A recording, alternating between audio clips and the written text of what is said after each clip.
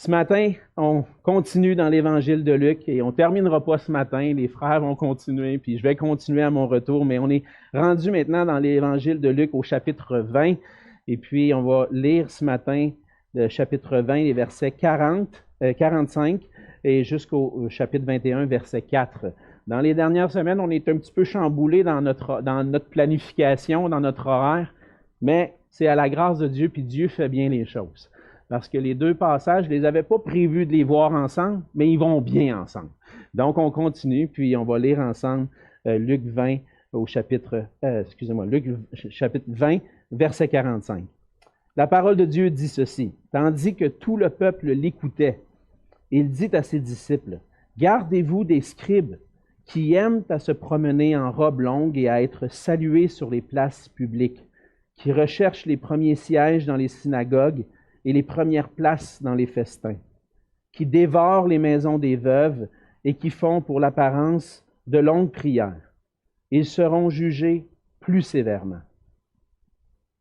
Jésus, ayant levé les yeux, vit les riches qui mettaient leurs offrandes dans le tronc. Il vit aussi une pauvre veuve qui y mettait 2 petites pièces.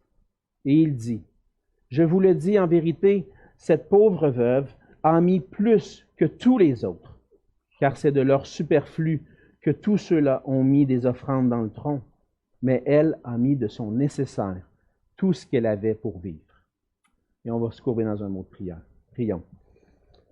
Oui, Seigneur notre Dieu, notre Papa du ciel, c'est une grâce de pouvoir venir à toi ce matin pour te célébrer, te chanter tes louanges, Seigneur, et se rappeler que peu importe les circonstances qu'on peut vivre, Seigneur, les épreuves qu'on peut traverser, notre secours est en toi. Et Seigneur, c'est en trouvant notre secours en toi, en cherchant notre refuge en toi, la grâce, ta grâce, Seigneur, qu'on vient à toi ce matin, qu'on s'approche du trône de ta grâce pour te remercier, premièrement, pour la grâce que nous avons, le privilège qu'on a de pouvoir s'approcher de toi, et aussi pour la grâce d'avoir ta parole entre nos mains. Cette parole qui est la nourriture pour notre âme, Seigneur. Et qui souvent, même si on oublie, même si on peut négliger ta parole, Seigneur, il n'y a rien qui peut pleinement nous satisfaire. Comme Pierre a dit un jour devant les autres disciples: Seigneur, à qui irions-nous? Tu as les paroles de la vie éternelle. Et Seigneur, ce matin, c'est tes paroles qu'on veut recevoir. On te prie de les laisser pénétrer dans nos cœurs, qu'on puisse être des auditeurs attentifs et que tu puisses, par ta parole, nous transformer, nous nourrir, Seigneur, pour qu'on puisse être grandi, croître à ton image, Seigneur Jésus. Et je te prie pour mon frère Amex aussi ce matin qui apporte le message à l'église de Chambly. Seigneur, bénis-le dans son ministère là-bas. Et bénis aussi cette petite assemblée à Chambly, Seigneur, qui n'a pas de pasteur depuis plusieurs mois. Et on te prie que tu puisses les bénir sous le ministère d'Amex et aussi que tu puisses, dans ta grâce, les aider à trouver un ouvrier qui va pouvoir prendre en charge, un berger qui va prendre en charge cette église. Seigneur, tu connais que nos églises au Québec, plusieurs n'ont pas de pasteur. Et Seigneur, quand il n'y a pas de berger, souvent le troupeau peut se disperser. Et Seigneur, on te prie que tu puisses pourvoir à des bergers dans nos églises, afin que ton nom puisse continuer d'être proclamé, que nos églises puissent grandir et qu'on puisse grandir ensemble, Seigneur, à ta gloire. Et c'est dans le nom précieux de Jésus que je te prie. Amen. Amen. Il y a quelques années, sur les réseaux sociaux, il circulait une vidéo. On voit, on appelle ça des vidéos virales qu'on voit souvent sur les réseaux sociaux. Ça devient quelque chose de plusieurs millions, milliards de vues même parfois. Et puis, il y avait dans cette vidéo-là qui était une publicité. Cette publicité-là montrait une personne qui était déguisée avec un costume comme une mascotte, mais d'un gros nounours, un gros teddy bear. Et puis, cette personne-là était sur une place publique. On l'avait pas vu. On voyait juste le gros nounours au milieu d'une place publique. Puis, à un moment donné, les gens circulent, ils regardent. Qu'est-ce qu'il fait là, lui? Puis, à un moment donné, il ouvre les bras comme ça.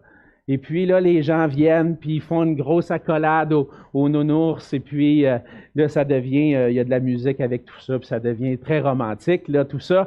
Mais les gens, sans se poser de questions, voient un gros nounours qui ouvre les bras, puis ils s'en vont faire des accolades, puis à recevoir un peu d'affection chaleureuse de ce nounours-là.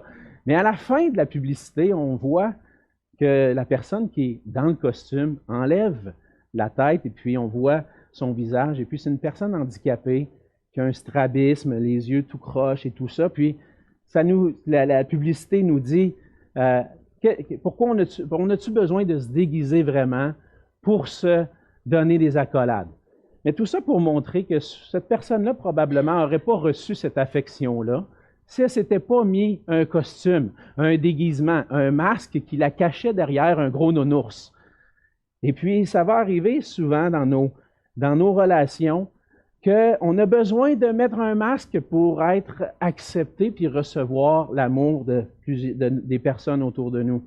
C'est un des besoins fondamentaux de l'être humain, de recevoir de l'amour, d'être accepté dans un groupe, d'avoir des relations qui vont le valoriser comme personne, parce qu'on est tous quand même créés à l'image de Dieu, on a de la valeur, et même le Seigneur nous montre qu'on a de la valeur par l'amour qui nous manifeste. Mais dans notre société, parfois, pour avoir accès à certains endroits, pour faire partie d'un groupe particulier, on a besoin de changer notre apparence ou de soigner notre apparence. Il y a quelques années, j'ai commencé de temps en temps à aller jouer au golf. Et là, il fallait que j'aille sur les sites Internet pour voir comment est-ce qu'il faut que je m'habille dans tel club de golf ou dans tel endroit pour pouvoir être accepté. Si j'arrive avec mes gougounes, puis mes shorts de plage, puis ma camisole, pas sûr que je vais rentrer sur le terrain de golf. J'ai besoin d'être habillé d'une façon particulière.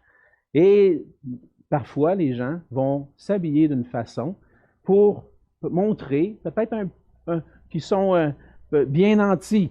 Ils vont mettre la griffe, le Tommy Hilfiger pour bien paraître. Mais tout ça va nous amener des fois à dire il faut faire attention parce que faut pas se fier aux apparences, comme dit un dicton en français. Les apparences peuvent être trompeuses.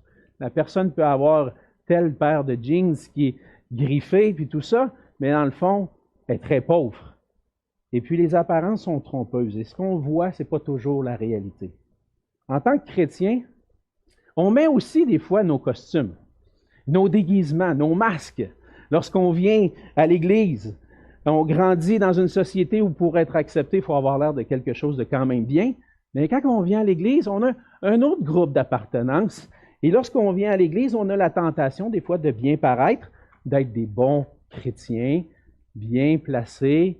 Puis là, quand les enfants dérangent un petit peu, non, parce que si mes enfants dérangent, qu'est-ce que les gens vont penser? Ils vont-tu penser que je suis un mauvais parent? Est-ce qu'ils vont penser que... Et là, on veut bien paraître.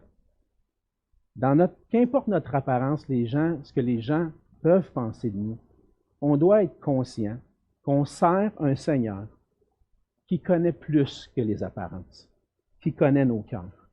Et dans le passage de ce matin, on voit que Jésus prend le temps d'adresser quelques instructions à ses disciples, alors qu'il est dans la dernière semaine de son ministère, sur le point d'être livré entre les mains des hommes. Jésus est à Jérusalem, au milieu de toutes les confrontations avec les chefs religieux, les dirigeants. Jésus est attristé par la condition spirituelle de Jérusalem, confronté, mais Jésus profite du moment pour enseigner ses disciples. Malgré les confrontations, Jésus veut continuer de prendre soin de ses disciples. Et il va les prendre soin d'eux en enseignant, en donnant deux exemples de types de personnes différentes. D'un côté, les scribes, et d'un autre côté, une pauvre veuve. Et au travers de l'instruction de Jésus, on apprend une vérité importante pour nos propres vies, et particulièrement pour nous comme chrétiens. Ce matin, on va apprendre que Jésus, c'est le roi qui ne tient pas compte de l'apparence, mais qui regarde et qui voit notre cœur. Jésus le roi est le roi qui ne tient pas compte de l'apparence, mais qui regarde et qui voit notre cœur. Et au travers des deux exemples d'attitude, Jésus nous montre ce qu'il attend de ses disciples. Premièrement, dans les versets 45 à 47, Jésus est celui qui avertit de prendre garde à ceux qui vivent avec orgueil. Par orgueil, les scribes attirent la gloire vers eux. C'est ce qu'on voit dans les versets 45. Jésus se trouve devant tout le peuple. Il dit, tandis que tout le peuple l'écoutait, il dit à ses disciples. Et là, on peut se placer sur cette scène-là où on voit le peuple, la foule rassemblée, puis qui veut peut-être entendre qu'est-ce que Jésus a de quoi de nouveau à dire. Mais Jésus prend le temps de s'adresser à ses disciples. Il dit à ses disciples, prenez garde, gardez-vous des scribes. Si vous voulez être mes disciples, ne soyez pas comme les scribes. Les scribes étaient des docteurs de la loi, ceux qui étaient versés dans la loi de l'Ancien Testament, la loi de Moïse qui avait été révélée à Israël. Les docteurs de la loi connaissaient sur le bout de leurs doigts les 10 commandements et toutes les lois. Ils avaient appris ça par cœur et ils connaissaient ça. C'était les experts dans la loi de Dieu. Ils connaissaient tout. Tu voulais savoir quelque chose, une question théologique difficile, va voir un scribe, c'est sûr que lui, il a la réponse. Mais Jésus est en train de dire, gardez-vous des scribes. Gardez-vous des docteurs de la loi. Pourquoi Jésus leur dit ça? Parce qu'en réalité, pour Jésus, les scribes, les docteurs de la loi ne sont pas un bon exemple à suivre. Il aime, il va mentionner toutes sortes de choses. Il va dire, gardez-vous des scribes, des docteurs de la loi. Qu'est-ce qu'ils font? Il dit, ils aiment se promener en robe longue, à être salués dans les places publiques. Ils recherchent les premiers sièges dans les synagogues et les premières places dans les festins. Ils dévorent les maisons des veuves et font pour l'apparence de longues prières. Il y a beaucoup de choses que Jésus mentionne. Premièrement, il mentionne qu'ils se promènent en robe longue. La robe longue, c'était une marque de richesse. Ceux qui se promenaient en robe longue, ce n'étaient pas des travailleurs. Ceux qui travaillaient dans le champ, ceux qui travaillaient comme certains disciples comme pêcheurs, ça ne marche pas bien de travailler en robe longue. Il fallait avoir une robe un peu plus courte pour pouvoir se mettre à genoux, travailler. Mais ceux qui ont des robes longues, eux sont riches. Eux, ils paraissent bien, sont vus devant tout le monde et puis on les accueille d'une façon spéciale. Il va même dire qu'ils aiment se promener en robe longue puis être salués sur les places publiques. Donc, lorsque monsieur, le docteur de la loi, arrive sur la place, sa robe longue, il n'arrive pas avec humilité puis à se cacher derrière la foule. Non, il arrive et puis qu'est-ce qu'il attend? Les éloges. « Ah, bonjour, Rabbi un tel. Bonjour, docteur un tel. Comment vas-tu? Explique-nous telle ou telle chose. »« Ah oui, je vais vous expliquer, mes enfants. Je vais vous expliquer la parole de Dieu. Venez vous asseoir. » Mais tout ça, il faisait pourquoi? Pour attirer la gloire vers eux. Ils vont rechercher quelque chose d'intéressant. Je vois dans le verset 46, ils aiment porter des robes longues, la notoriété, d'être salués sur les places publiques, mais ils recherchent les premiers sièges dans les synagogues et les premières places dans les festins. Un adjectif qui revient, premier. Ils recherchent à être les premiers. Ils recherchent à avoir la plus belle place. La place à la table d'honneur lorsqu'il y a un festin qui est donné. Ou quand on va à l'église, il est assis dans la rangée d'honneur en avant. Viens, monsieur le scribe, vous avez votre place réservée ici. Puis là, tout le monde le regarde passer. Il a sa place, sa première place. Il cherche à être le premier, par orgueil, désire la gloire. Jésus va plus loin, il va dire qu'il dévore les maisons des veuves. Qu'est-ce que Jésus veut dire par là? C'est pas évident, parce qu'on n'a pas beaucoup d'explications. Qu'est-ce que ça veut dire pour un scribe de dévorer les maisons des veuves? Il s'agit probablement de la façon dont les chefs religieux géraient pour leur propre profit les actifs que les veuves avaient reçus en héritage. Une partie des actifs qui étaient reçus en héritage était pour être donnés à Dieu, consacrés à Dieu, consacrés au temple. Puis même des fois, il y avait certains des chefs religieux qui s'occupaient de la gestion de l'héritage. C'était comme un peu les gestionnaires, les exécuteurs testamentaires des veuves. Et puis, à travers ça, se servaient eux-mêmes, dévoraient les maisons des veuves, enlevaient leur argent pour leur propre profit. Et pourquoi on pense que ce serait quelque chose comme ça? C'est qu'on trouve une plainte à cet égard-là dans le Talmud. Le Talmud, qui est un commentaire sur la loi qui est apparu dans les premiers siècles après Jésus. Mais on trouve des commentaires comme ça que des scribes enlevaient l'argent, profitaient de l'héritage des veuves. Et puis les veuves, dans la société des Juifs, c'était les dames les plus pauvres, c'était les personnes les plus pauvres parce qu'il n'y avait plus de mari, il n'y avait probablement plus d'enfants pour subvenir à leurs besoins. Et eux, les scribes, profitaient des plus pauvres pour s'enrichir. Et ensuite de ça, non seulement ils paraissent riches, ils ont la première place, ils vont voler l'argent des veuves, mais ils vont avoir une apparence de piété. Ils vont faire des longues prières qui paraissent bien. Et là, qui vont montrer qu'ils sont des gens pieux. Mais Jésus les connaît. Jésus connaît ces gens-là. Il sait que c'est par orgueil qu'ils le font, pour l'apparence. Jésus connaît leur cœur. Il dit à ses disciples, faites pas comme eux. Faites pas comme eux. Parce qu'ils ont beau bien paraître, mais je connais leur cœur. Leur cœur est mauvais. Parce que par orgueil, ils recherchent la gloire pour eux-mêmes. Ils agissent par amour pour eux-mêmes. Ils se servent eux-mêmes. Eux passent en premier et négligent les autres. En réalité, Jésus montre que l'orgueil des docteurs de la loi pour que ses disciples ne fassent pas la même chose. Voici un mauvais exemple pour que vous ne fassiez pas la même chose. L'orgueil, on est tous affectés par ça un petit peu, hein? Lorsque j'étais jeune, je jouais au hockey. Et puis, des fois, c'était par plaisir, par loisir. Des fois à l'école, le hockey cosum au gymnase. Mais j'ai même fait partie pendant 3 années d'une équipe. Et lorsque est venu le temps de savoir à quelle position j'allais jouer, mon coach me dit, tu veux jouer où? Mais dans ma tête, c'était clair que ce n'était pas à défense que je voulais jouer.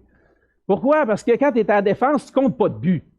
Puis quand tu ne comptes pas de but, tu n'as pas l'impression d'avoir fait quelque chose. Tu fais juste défendre, bloquer un tir puis marquer un but. Hein, entre les deux, qu'est-ce que tu choisis? J'aime bien mieux marquer. Là. La foule se lève, tout le monde applaudit. Moi, je veux jouer à l'avant. Je vais jouer à l'avant parce que je vais marquer des buts. Puis là, je vais me sentir efficace. Je vais me sentir un bon joueur. Si je joue à la défense, c'est moins ça. Dans tout ce qu'on fait, il y a un piège pour l'orgueil. Parce qu'on porte, malheureusement, encore une fois dans notre société, on est un peu comme les scribes, on veut bien paraître. On veut travailler à bien paraître pour être accepté des gens, pour attirer un peu les regards sur nous. Là, on se pose des questions. De quoi a l'air mon habillement? Si je mets cette chemise-là, qu'est-ce que les gens vont penser de moi si je mets cette chemise-là? Si je choisis telle paire de lunettes, qui est un petit peu comme, qui sort un peu de l'ordinaire, qu'est-ce que les gens vont penser? Si je m'achète telle voiture, est-ce que cette voiture-là, c'est bon pour un pasteur? Parce que s'il est trop sportif, peut-être qu'ils vont penser que je fais bien de l'argent, puis que je profite. Il faut que je fasse attention à la voiture que j'achète aussi. On pense à toutes sortes de choses, et surtout quand on est dans une position de leadership où on veut justement éviter d'être une pierre d'achoppement, mais on pense à toutes sortes d'affaires, puis qu'est-ce que ça fait? Ça met un fardeau sur les épaules. Puis je me mets moi-même un fardeau. Je ne dis pas que c'est vous qui le mettez. Mais on se met un fardeau tellement pesant sur les épaules. De quoi a l'air ma famille? De quoi a l'air ci? De quoi a l'air ça? De quoi j'ai l'air? Malheureusement, comme chrétiens, on met beaucoup d'accent sur l'apparence. Puis même des fois, on fait porter des fardeaux à nos familles, à nos enfants, pour être certain qu'on a l'air des bons chrétiens. On est un peu comme les scribes, comme les docteurs de la loi. On ne veut pas que les gens voient qui on est vraiment. On les connaît, nos faiblesses. On la connaît, la chicane qu'on a eue cette semaine avec notre femme. On la connaît cette semaine, le moment où j'ai piqué une petite colère envers mon enfant parce que je n'étais pas content de comment il avait agi. On se connaît. mais on veut se soigner. On ne veut pas que les gens nous connaissent comme on est. Pourquoi? Parce que ça va nous humilier. On ne va pas bien paraître. On n'aura pas la gloire si je parais mal. Et lorsqu'on porte trop d'attention à ce qu'on a l'air, on recherche la gloire pour nous-mêmes. Ça ne veut pas dire que je ne dois pas prendre soin de moi-même. Ça veut dire que je ne dois pas rechercher à attirer les regards vers moi. On doit prendre garde à ne pas mettre trop d'accent sur comment j'ai l'air. Parce que ça nous amène à l'orgueil. Puis l'orgueil, en réalité, nous amène à usurper la gloire à Dieu et à Jésus-Christ pour la détourner vers nous. Qui mérite la gloire? Qui mérite l'honneur? C'est Jésus-Christ. C'est notre Dieu qui le mérite. Et lorsqu'on cherche à attirer les regards vers nous, qu'est-ce qu'on fait? On détourne la gloire de Dieu pour la tourner vers nous. Le Seigneur dit à ses disciples, faites pas comme les docteurs de la loi, ils attirent la gloire vers eux. Attire la gloire vers Jésus-Christ. Et le Seigneur dit, ne fais pas les choses pour attirer l'honneur, pour être le premier, pour considérer ton propre intérêt puis négliger les autres, pour avoir l'air d'un bon chrétien. Fais pas les choses pour ça. Surveille ton cœur. Surveille ton cœur pour que ce ne soit pas l'orgueil ou l'apparence qui va te motiver. Parce que la crainte des hommes, c'est un fardeau lourd à porter. Et la question qu'on se pose, c'est qu'est-ce que les gens pensent de moi, alors que la question qu'on devrait se poser, c'est qu'est-ce que Dieu pense de moi? Qu'est-ce que Dieu pense de moi? Pourquoi Jésus nous met en garde contre cette attitude-là des scribes et des scribes en particulier dans le passage, puis on sait que plusieurs chefs religieux dans d'autres groupes faisaient partie un peu de tout ça. La dernière ligne, au verset 47, la dernière phrase nous dit « Ils seront jugés plus sévèrement ». Il faut prendre le temps de s'arrêter sur ces paroles-là. Jésus met en garde ses disciples contre l'orgueil. Pourquoi? Parce qu'il y a un jugement sévère envers les orgueilleux. Jésus, c'est la deuxième vérité qu'on voit dans le passage. Jésus est le roi qui va juger les orgueilleux. Jésus annonce un jugement sévère sur les scribes. Puis il fait référence ici à un moment où il va y avoir un jugement qui va venir. Un jugement qui va venir à la fin des temps. Où tous seront appelés en justice devant Dieu. Tous, sans exception, auront à rendre compte devant Dieu de la façon dont ils auront mené leur vie. Mais la question qu'on doit se poser, c'est est-ce que pendant ma vie, j'ai cherché Dieu? Est-ce que j'ai cherché à vivre selon sa volonté? Est-ce que j'ai cherché sa gloire à lui ou la mienne? Et tous ceux qui ne recherchent pas premièrement la gloire de Dieu seront jugés, et en particulier les docteurs de la loi, parce qu'eux connaissent la loi, connaissent la parole, mais agissent contrairement à la parole. Et tous ceux qui ne recherchent pas la gloire de Dieu vont être jugés parce qu'en cherchant leur propre gloire, ils négligent la loi de Dieu. Ils pensent connaître la loi, ils pensent être en mesure d'enseigner la loi, mais ils n'agissent pas selon la loi. En cherchant la gloire pour eux-mêmes, détournent la gloire de Dieu vers eux, ne manifestent pas d'amour pour Dieu et d'amour pour leur prochain. Ils font du mal aux plus démunis, aux veuves. Ils ont peut-être la connaissance, capables de dire ce que les Écritures disent, capables de l'expliquer, mais ils ne sont pas un modèle. Et ce que le Seigneur demande dans sa parole, ce n'est pas seulement de connaître la loi, ce n'est pas seulement connaître sa parole, ce n'est pas connaître ses instructions, mais c'est de l'aimer et de les mettre en pratique. Et eux, en agissant de cette façon-là, montrent qu'ils ont la connaissance de la loi, mais qui vont à l'encontre de la loi. Ça nous amène à dire que tu as beau avoir 130 ans, 40 ans, 50 ans de vie chrétienne, connaître ta Bible par cœur, avoir fait des études théologiques, même avoir eu un doctorat. Si ton cœur n'est pas au Seigneur, ça ne vaut rien. Tu vas être jugé sévèrement. Puis ils vont être jugés plus sévèrement, justement parce qu'ils auront eu la connaissance. Ce juste juge, Jésus-Christ, notre Dieu, un jour va emmener en jugement. Et ce juste juge a le droit d'appeler en justice. Pareil comme dans notre société, on a Quelqu'un qui désobéit à la loi va être amené en justice. On a besoin de ça pour que notre société fonctionne. On a besoin des conséquences pour ceux qui désobéissent à la loi. Bien, Dieu, qui est le Dieu juste et saint, a tous les pouvoirs pour juger. Est-ce que tu as agi conformément à ma parole? Est-ce que tu as cherché ma gloire? Ou est-ce que tu as plutôt cherché la tienne? Dieu est un Dieu juste qui résiste aux orgueilleux. Ce qui nous amène à dire une vérité qui n'est pas toujours facile à entendre. Nous sommes tous coupables d'orgueil. Et tous, nous méritons le jugement de Dieu. On est tous coupables. Il faut être honnête avec nous-mêmes. Prenons le temps d'y réfléchir, de méditer sur ça. Qui n'a jamais agi par orgueil? Qui a toujours cherché la gloire de Dieu dans sa vie, sans jamais chercher une certaine gratification pour soi, sans avoir agi d'une certaine façon pour mes propres intérêts plutôt que l'intérêt des autres? On est d'accord. On n'est pas parfait. Hein? On a manqué au moins une fois dans notre vie. Bien souvent, puis plus qu'une fois, on a cherché notre propre gloire. Puis en cherchant notre gloire, on désobéit à la loi divine et on est coupable, condamné. Devant Dieu, on est coupable d'avoir cherché notre gloire.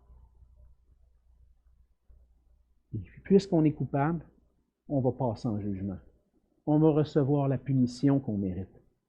Puis c'est un jugement sévère pour ceux qui agissent avec orgueil, qui négligent la gloire de Dieu.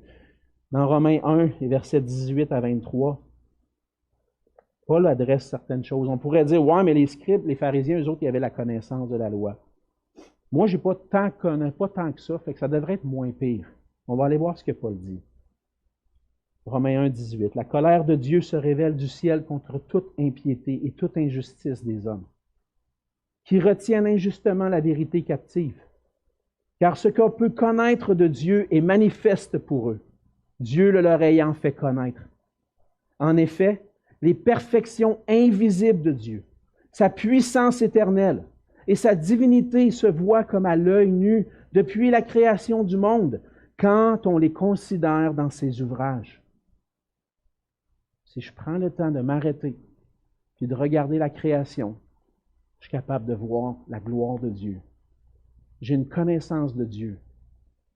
Mais qu'est-ce que Paul dit plus loin? Il dit, ils sont donc inexcusables, car ayant connu Dieu, ils ne l'ont point glorifié comme Dieu, et ne lui ont point rendu grâce, mais ils se sont égarés dans leurs pensées, et leur cœur sans intelligence a été plongé dans les ténèbres. Ça, c'est notre réalité à tous. On est dans cette situation-là, où on ne considère pas la gloire de Dieu comme précieux, mais plutôt ma gloire. On supprime la connaissance de Dieu de notre intelligence pour vivre selon nos désirs, plutôt que de chercher la volonté de Dieu et sa gloire. Et Paul va dire un peu plus loin dans Romains, chapitre 3, verset 23, « Car tous ont péché et sont privés de la gloire de Dieu. » On va être jugés comme les scribes, comme les pharisiens, comme tous ceux qui connaissent, parce qu'on a eu la connaissance de Dieu. On n'a pas voulu connaître Jésus-Christ. Et par ces paroles-là, Jésus veut mettre en garde ses disciples contre l'orgueil des docteurs de la loi, puis il les prévient du jugement sévère. Et il nous prévient ce matin d'un jugement sévère de ceux qui ont eu la connaissance, mais qui n'ont pas agi, les mettre en pratique. On a tous besoin, frères et sœurs, de s'examiner ce matin. Est-ce qu'on est vraiment consacré à Jésus-Christ? Est-ce qu'on agit par apparence ou est-ce que notre cœur lui est consacré? Qu'est-ce que Jésus voit dans notre cœur ce matin? Ce qui est bien, c'est que Jésus ne donne pas seulement un mauvais exemple. Puis il annonce, puis il met en garde, puis merci Seigneur, mais il nous fait la grâce aussi de pointer vers un bon exemple. Et c'est l'exemple de la veuve. Il nous amène à cette troisième vérité qu'on voit dans le passage, c'est que Jésus est le roi qui approuve les humbles. Il résiste aux orgueilleux, juge les orgueilleux, mais approuve les humbles.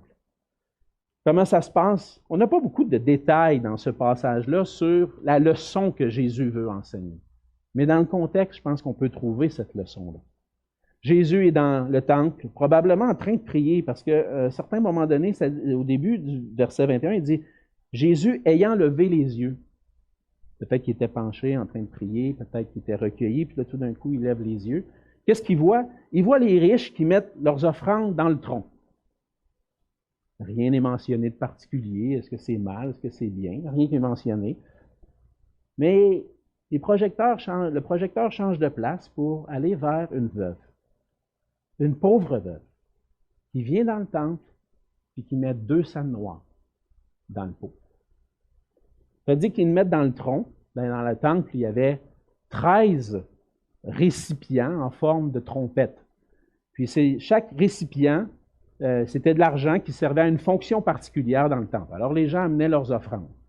Si on se place un peu dans le contexte, on pourrait dire probablement qu'on est capable de reconnaître les riches, puis on est capable de probablement voir que si Jésus est capable de voir qu'il avait mis 2 petites pièces, probablement qu'on est capable de voir qu'il a sorti la liasse de billes de sang puis qu'il l'a mis dans le pot. Oh, oh, wow! Oh, lui, il a donné beaucoup un matin. Oh! Puis là, on voit les riches arriver des fois peut-être avec la mallette, sortir les gros billes, puis mettre ça à l'offrande. Oh, wow! Hey, tu as vu ce qu'il a donné un matin? Wow! Impressionnant! Impressionnant! Puis là, c'est évident, hein? Quand il y a de l'argent quelque part, oh, on est impressionné. On reçoit puis on n'est pas infaillible. Là. Même des fois, l'Église, on reçoit un don. Oh, wow, on a reçu un bon don. Wow, c'est le fun, c'est encourageant, ça va être pour l'œuvre de Dieu. Gloire à Dieu. Mais lorsque la personne qui est pauvre, il amène son petit montant d'argent, puis qu'elle place dans le pot, Jésus met le projecteur sur elle. Parce que personne ne la remarque, elle. Ouais, juste mis 200 noirs. Pas grand-chose, là. En réalité, elle avait pris à peu près, si je fais mon calcul aujourd'hui, à peu près mis 2 $. C'était l'équivalent peut-être de 1 centième d'une journée de travail. Fait que, tu sais, si elle en moyenne aujourd'hui, ça peut être peut-être 1 ou 2 $ qu'elle aurait mis. Mais c'est pas impressionnant, ça, 1 ou 2 $ dans l'offrande. Mais Jésus, lui, trouve ça impressionnant. Pourquoi? Parce qu'il la connaît. Et il dit, cette pauvre veuve, au verset 3, a mis plus que tous les autres. Mais non, il a juste mis 2 piastres. Elle n'a rien mis. Là. Non, mais attendez. Prenez la proportion de ce qu'elle possède, puis la proportion de ce que les riches possèdent. Les riches possèdent des millions, 10, 15, 20 millions en banque, puis ils donnent 100 000, on est tous impressionnés. Elle n'a pas d'argent pour aller faire l'épicerie. Elle n'a pas de l'argent pour faire réparer sa voiture et faire le changement d'huile dessus. Elle a de la misère à payer le service de garde à l'école. Elle prend cet argent-là et elle la donne au Seigneur. Elle lui dit de donner de son nécessaire, ce qu'elle avait besoin pour vivre. Prends-le en proportion. Elle a donné sa vie. Elle a de se consacrer sa vie. Elle avait besoin pour vivre? Non. Ma vie n'est pas importante, je la donne au Seigneur. Le Seigneur va prendre soin de moi. Et puis, c'est ce qu'on apprend dans ce passage-là, c'est que Jésus met la lumière sur ceux qui sont humbles, sur ceux pas qui cherchent la gloire pour eux-mêmes. Il ne se fie pas aux apparences parce qu'il voit notre cœur. Aujourd'hui, comme chrétien, on peut participer de plusieurs façons. On peut donner de plusieurs façons. Ce n'est pas nécessairement financièrement. Oui, on participe financièrement. Puis, je ne pense pas que ce passage-là est un enseignement sur les offrandes. Je pense que ce passage-là est un enseignement sur nos cœurs. Qu'est-ce que je dois donner? C'est toi puis le Seigneur. Je ne te donnerai pas d'instructions sur comment donner, combien donner. Ah, donne 10 %, 15 %, 20 %. C'est entre toi et le Seigneur. On donne de plusieurs façons. On peut donner financièrement, on peut donner avec nos dons aussi, avec notre service. On peut donner des gros montants d'argent ou on peut donner des heures et des heures et des heures dans le service pour le Seigneur. Puis des fois, le faire pour l'apparence, puis des fois, le faire vraiment pour la gloire de Dieu. On peut donner beaucoup. On peut donner de toutes sortes de façons. Mais le Seigneur nous dit, dans ce passage-là, ne soyez pas impressionnés par la quantité, soyez plutôt impressionnés par la qualité. La qualité.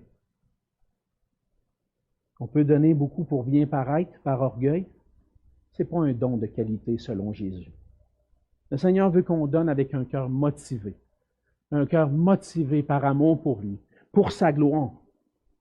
On ne veut pas attirer l'attention vers nous, mais vers lui. Fait que peu importe le don de soi qu'on fait, dans le service, financièrement, à qui va la gloire? À Jésus-Christ, à notre Dieu. Il faut faire attention, et pas se fier aux apparences. Des fois, on pourrait dire, « Hey, lui, il n'a pas servi tant que ça. Il ne sert jamais à l'Église. » Des fois, là, il y a du monde dans l'Église qui ne servent pas. Il y en a qui servent plus, puis on l'entend. Puis même moi, des fois, je fais ce commentaire-là. Souvent, on dirait que c'est souvent les mêmes qui servent. Puis on commence à juger les autres qui sont moins présents, qui servent moins. Mais est-ce que tu connais la situation de vie de ton frère qui a peut-être moins de temps, qui travaille des heures pour subvenir aux besoins de sa famille, puis qu'il rentre tard le soir, il y a de la difficulté. Il met l'accent sur sa famille, puis il n'a pas le temps de venir servir. On peut juger, hein? Le Seigneur voit le cœur. Pour qui est-ce que je suis en train de le faire? Le Seigneur ne voit pas la quantité, mais la qualité. Et Dieu, le Seigneur, approuve ceux qui donnent avec un cœur humble. Cette leçon d'humilité-là, de la pauvre veuve qui donne tout de ce qu'elle a, elle donne sa vie, pointe vers un don de soi qui manifeste le caractère de Jésus-Christ. Lui qui était dans la gloire, qui avait toute la gloire à lui, au ciel, avec le Père, les anges chantaient sa gloire, a décidé de revêtir notre humanité. Il s'est humilié pour devenir pauvre, donner sa vie, consacrer sa vie par obéissance au Père et par amour pour nous. Il est devenu pauvre comme cette pauvre veuve. L'apôtre Paul, dans 2 Corinthiens, au chapitre 8, verset 9, dit « Car vous connaissez la grâce de notre Seigneur Jésus-Christ, qui pour vous s'est fait pauvre, de riche qu'il était, afin que par sa pauvreté, vous soyez enrichis. » Ce que Jésus a cherché, ce n'est pas sa propre gloire, même s'il va recevoir la gloire à cause de ce qu'il a accompli. Mais quand il est venu sur la terre, il est venu pour servir. Non pour être servi, mais pour servir. Et donner sa vie comme la rançon de plusieurs. Il est venu pour chercher et sauver ceux qui étaient perdus. Il s'est fait pauvre.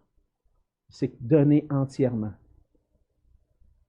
Et comment je vais devenir humble? Suivre l'exemple de cette veuve qui se consacre et qui s'appuie sur Dieu pour ses besoins. Mais c'est dans l'humilité de reconnaître mon besoin. De reconnaître que je suis un orgueilleux, de reconnaître que naturellement, j'aime ça la gloire à moi, j'aime ça être valorisé, j'aime ça compter des buts, puis tout le monde dit « Bravo!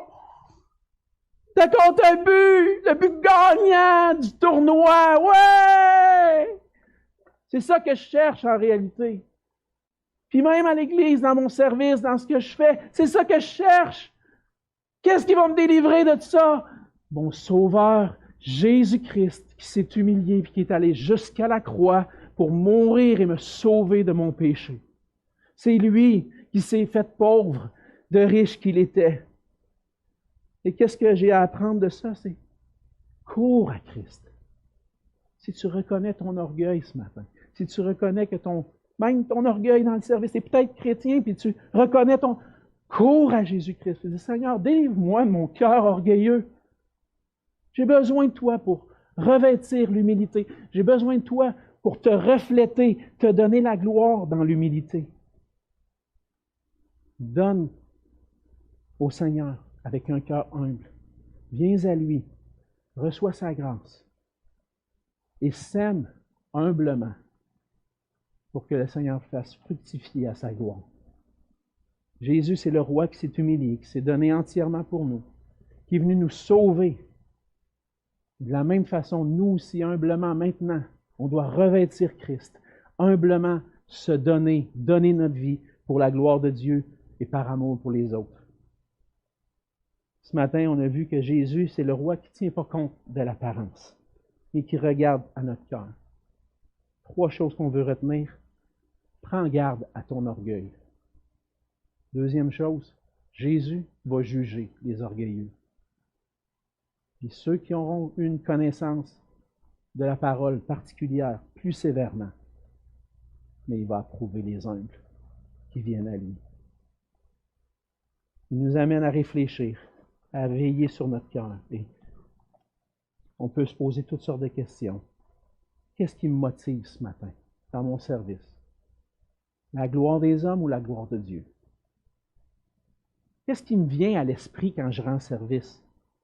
Ce que les autres vont penser de moi ou ce que le Seigneur pense de moi? De qui cherches-tu l'approbation? De tes frères et sœurs, des gens autour de toi? Ou du Seigneur qui dit, bon et fidèle serviteur, entre dans la joie de ton maître?